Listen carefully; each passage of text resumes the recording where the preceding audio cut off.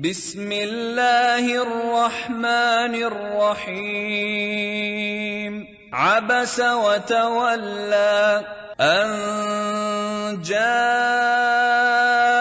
الأعمى وما يدريك لعله يزكى أو يذكر فتنفعه الذكرى أما من استغنى فأنت له تصدى وما عليك ألا يزكى وأما من جاءك يسعى وهو يخشى فأنت عنه تلهى كلا إنها تذكرة فمن شاء ذكره في صحف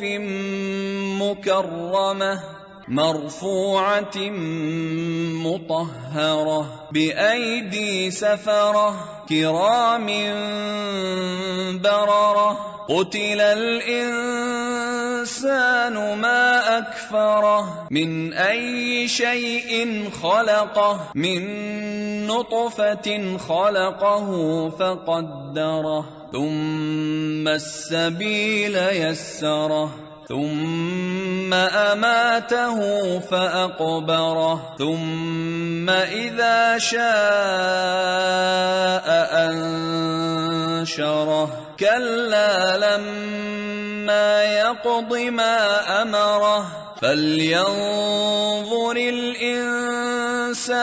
إلى طعامه أنا صببنا الماء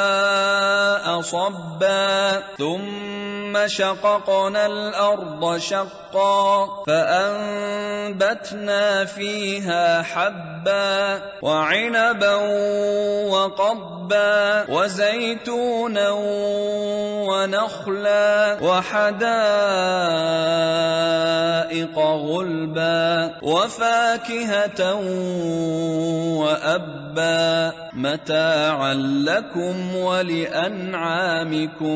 فإذا جاءت الصاخة يوم يفر المرء من أخيه